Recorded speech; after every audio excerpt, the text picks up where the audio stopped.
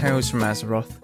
As always here at the Pig and Whistle Inn in Stormwind, we go through a variety of subjects with regards to World of Warcraft. So grab a bottle or a pint, sit back and enjoy.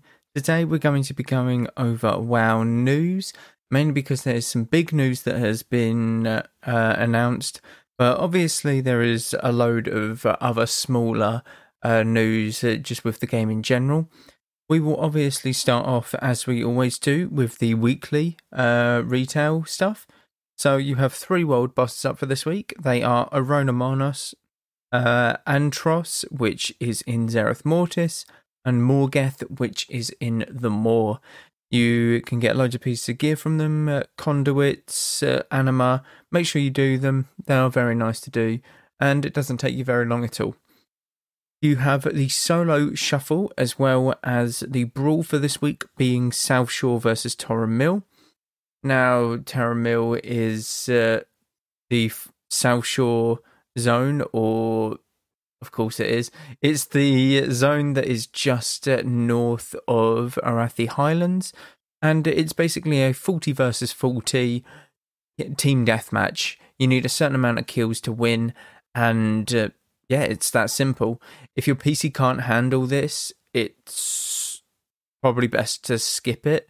It does take a lot out of your PC, I will say that. Make sure that you've got them graphics all the way down to as low as you can possibly do them, because this will take a toll on your PC, and I cannot strain that enough. This will blow up and lag your PC. It's one of them things. It's absolutely hectic and amazing if you're a caster, or if you're someone who just charges in, jumps in, has an immunity like a paladin or something. You can give a bubble to someone, I don't know. But you can go absolutely crazy with this, and it is good fun. The bonus event for this week is Shadowlands Dungeons, so you will be getting extra pieces of loot from your dungeons this week. I do not know if this applies to Mythic. I'm pretty sure it does. But you will definitely get them from normal and heroics.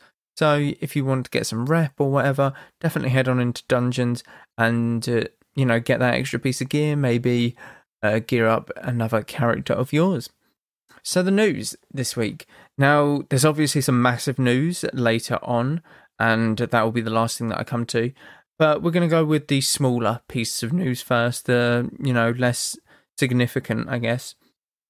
We obviously have the Mythic release for Sepulchre of the first ones, and with the Mythic release of the raid, it always brings about the Race to World First. So the Race to World First is done primarily not as an esport, it is primarily done as the community want it to be done. It's always fun for the community to get together and see who can be the first to down all of the bosses in the latest raid on the hardest difficulty possible. Now, depending on the raid, this can go on for a week or 2, week and a half to 2 weeks, I would say. But, it can be maybe on the first reset that it dies. So maybe 6 days potentially if people are very, very good and very quick at it. And don't get me wrong, the people doing World First are insanely good at this. They are insanely good. They are grinding out as much as they can do throughout the entire day. So the way that Race to World First is happening right now is it's covered on Twitch and YouTube maybe, but mostly Twitch by a lot of the guilds themselves, players, or as an organisation. I know that Liquid are have basically bought a team for Race to World First, and they are formerly known as, not Method, not Echo. Oh my god, I can't remember. Limit. They were formerly known as Limit, and they were one of the best teams in the world. I think they got the last Race to World First. It was that or Echo. It was a very close, I think. But yeah, they were very, very good, and they're constantly covering it 24/7. They have coverage 24/7. Even if their raiders have gone to bed, as they are NA, they will probably look at the EU progress and watch Echo do their games and stuff like that. So you've got an EU versus NA sort of rivalry there, and it's amazing because obviously EU start a day later than NA, so NA get their server reset on the Tuesday, EU on the Wednesday, so they get an entire day more for the run the actual raid itself, which is unfair, and EU win it a lot of the time. So yeah, that just shows EU are better than NA. I won't go into much more detail than that. No, it's a very close race. It's a very, very close race, and it's always entertaining to watch. I always enjoy watching the later bosses where they're wiping 200 plus times on it, because you can see a brick wall that they've hit, and you can see how they get around it and how they improvise about what to do. It's very minute decisions and sort of things that they tweak that can change the entire boss fight. I mean, a couple of expansions ago, a 25-man raid group used 2 healers for one of the bosses, mainly because they wanted the extra DPS so that they could push into a phase quicker, so that they didn't have to deal with certain things. Now, that's really thinking outside of the box. 2 healers for an entire boss for 25 people. It's insane. So it's very minute strats and stuff that, you know, can turn the tide, and it is very entertaining to watch, especially when you get to the latter bosses where people are constantly wiping, and, you know, at any point, these bosses can go down and someone can take the lead, someone can get a little bit further ahead. You know, admittedly, NA does have the extra day, but EU get to analyse what the teams are doing on that day. It might be a bit different this week or this race to world first, because tier sets have been introduced. So tier sets, if you don't know, you have a 2 set and a 4 set bonus, and a lot of these bonuses are very good for each class. So what the NA guilds were doing on the reset day was farming these tier sets so that they go into the mythic instance a lot more geared and stuff like that. And that's a little bit more unfair because the EU teams don't necessarily get to see as much of the bosses as they would like going into the next day. And they have to do the farming themselves, to be honest, because if you get unlucky with tier sets, then one of them things, you know, that's a little bit RNG based depending on the gear that you get, but you know, it's all fun. It's not an actual competitive esport that Blizzard have taken in, but it's one made by the community, and I think there's a lot of hype around it when a new raid releases on its mythic difficulty. I personally don't raid, but I always will tune in to the mythic raiding because it's entertaining. It's very fun to watch, and it's just fun to watch people at high-end PvE content like struggle and figure it out, like going through the thought process of figuring it out. And that's kind of what intrigues me. That's what intrigues me with PvP, high-end PvP. People tweak a lot of things, and they can do minute differences in how they approach certain situations to win. If you look at the last AWC for PvP, if you look at Method EU versus Horizon lost 3 games in a row to Rogue Mage Priest. Or Rogue Mage Druid, sorry. And yet they reverse swept them and won 4-3 in the final. And it's minute differences. These are with the same comp, by the way, throughout the entire series. This is what intrigues me, the minute differences in which they adapt. And it's great. It's great fun to see. Obviously, with the new week, we obviously have the new chapter campaign. So we are on chapter 5 now of the campaign. And I believe next week we will be able to unlock our double legendary, which will help out a lot for most classes. I don't get what class wouldn't it benefit. So yeah, it'll be a massive help, but you can only unlock it with the characters that have done the chapter. If you wish to unlock the double legendary on all of your characters, you will need revered reputation with the enlightened in order to buy the memory to restore it for your character. So just make sure that you aren't getting your hopes up for all of it. Make sure that you are constantly farming that rep and that you get that revered reputation with the enlightened so that you can get that memory and that double legendary. Now, I've touched on this a little bit, but Arena World Championships and Mythic Dungeon Invitationals are obviously on the horizon. The Arena being the first one that start on March 18th, so in a week's time. Yep, in a week's time, as of when this podcast goes up. Sign-ups from EU and NA are still open. You can always compete and stuff like that. But it's going to be fun. So it will alternate between weeks. It will be 1 week of AWC, and then it'll be 1 week of Mythic Dungeons, and then 1 week of AWC. And this will go on for about a month or two, I believe. Definitely for AWC, because AWC has a sort of league ranking almost. It's got a table. So you've got 8 teams, they all play each other. The top 4 teams move on to a knockout bracket. And then, you have 4 cups throughout the year. Each of them, you accumulate points in order to go into the main competition and stuff like that at the end of the year. So all of these will be good fun to watch. Definitely if you're into sort of the esports side, definitely watch these. If you're a PvE player, Mythic Dungeons are probably your thing. PvP player, arenas. But honestly, if you dabble a bit in both, it's great. It's absolutely great because you get to see how the other side live almost. I very much am a PvP player, and I do tune into the Mythic Dungeons because it is fun to see big pools in like dungeons when like it just, you can't fathom it in your mind.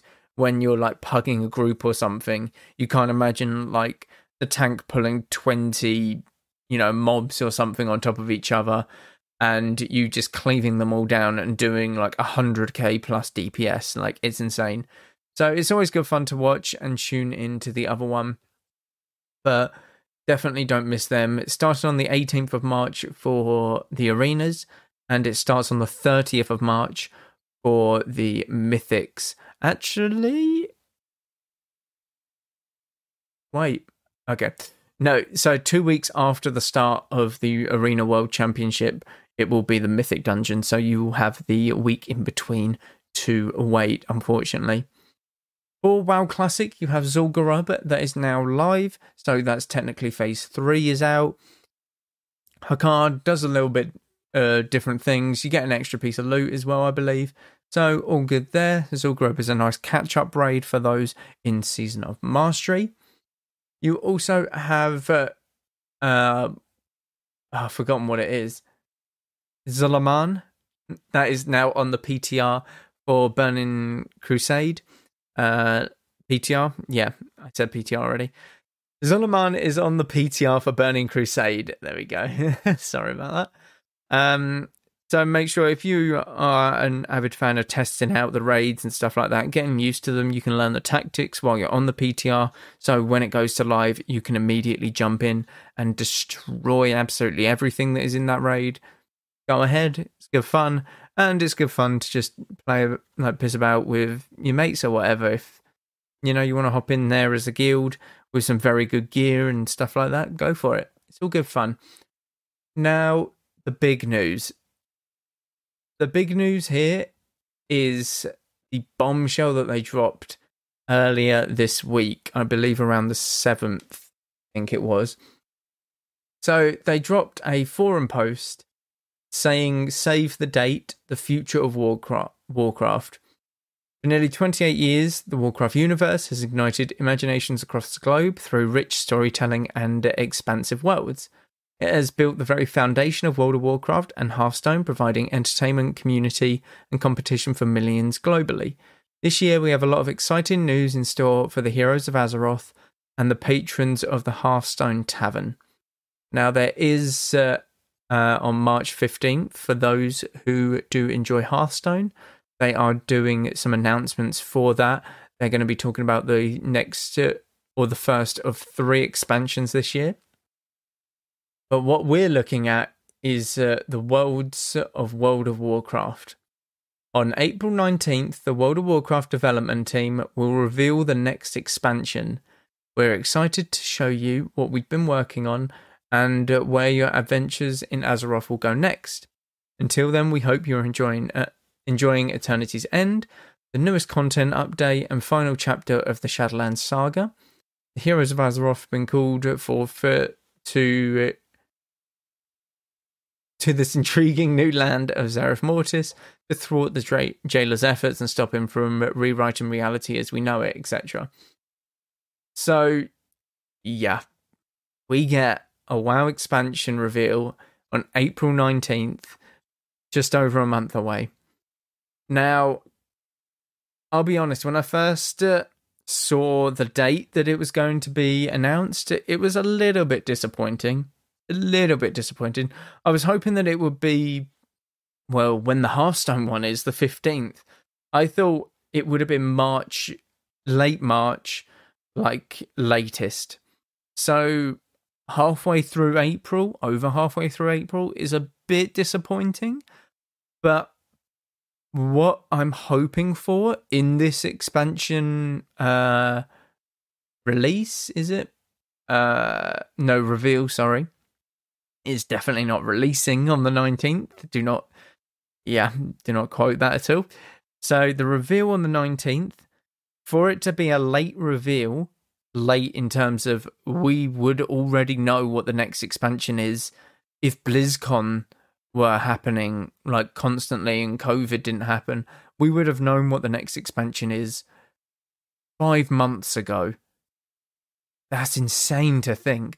We didn't know about Shadowlands until BlizzCon Line, which was not last year or the year before that. Actually, it was the year before that. It was 2020, I believe. Oh my god, it was 2020. Holy shit. Okay. Yeah, we didn't know about that until BlizzCon Line, which was in February. So now we're getting it in April. So what I'm hoping for, because we got it in February, it was kind of a rushed finish, I think, for Shadowlands, because everyone just wanted out of BFA, to be honest. So a lot of people obviously had a late November date for Shadowlands. If you heard that, I don't know why the radiator did that, but sorry. The April 19th date is hopefully something that they can give us a lot of meat to the bones, as it were. So they could show us what the zones are. They could give us they could even give us gameplay. The release trailer will probably be on this date, and I cannot wait for that. That would be great fun. But for it to be announced this late on in the year for World of Warcraft, going from its previous history, there needs to be a lot of content that they have already completed, or at least on the cusp of completing, so that it is ready to go late this year. Preferably before November, but I would imagine it will be around November time. It will be around late November, stuff like that. Because, the festive period's coming up around that time and people get it for Christmas and stuff like that. You always plan it around, or you always plan release dates around sort of holidays and stuff like that. So there needs to be something good. We've needed this expansion reveal for a while because Shadowlands did not live up to what it was or what it could have been. Shadowlands could have been so good. It could have been absolutely amazing. You had an entire blank canvas because it's not in any of the worlds that we know. That's the thing. This was a completely different world, and they had an entire blank canvas, and they just didn't give the characters or the big bad of the expansion the character that we wanted to see. It was dull, like the jailer and stuff like that. It wasn't necessarily what we wanted, but going forward, I feel as if it will get better. In terms of the expansion reveal, that's always a lot of hype. That is always a lot of hype. In terms of going forward in the expansion, so what content we get, the constant updates of content and stuff like that, I just hope that it'll be better. I don't see how it would be worse, to be honest. You've gone from Legion to Battle for Azeroth to Shadowlands. Now is the time for Blizzard to, pull one out of the hat, pull the rabbit out of the hat, and give us this expansion that the player base who have stuck with them deserve, because it's not been an easy year for a load of the Blizzard employees. It's not been an easy year or two for the player base of World of Warcraft, but they've made so many good expansions in the past. And here's hoping that the next one will be just as good as, say, Legion, Wrath of the Lich King. Mr. Pandaria is an expansion that not a lot of people, or I don't think a lot of people actually enjoy, but I thought it was very good. Warlords of Draenor, the content that was there was very, very good. It's just there wasn't a lot of it. So they've made a lot of good content, and I think they can do it again, definitely so, in the latest expansion. But April 19th, make sure you don't miss it. It's going to be great. Can't wait for that. Just hope that it isn't a letdown, and I don't think it will be. I don't think it can be. The expectation riding on this is going to be very, very high. So, hopefully they shoot it out of the park. But that is all for this week. Thank you all very much for listening, as always. Be sure to check out all the social medias, the Twitch and the YouTube as well. Everything's happening constantly over there. And if you wanted to support the channel a little bit more, Patreon is the place to do it. There are Patreon-specific podcasts going up there weekly. But thank you all very much for listening once again, and go with Valor, friend.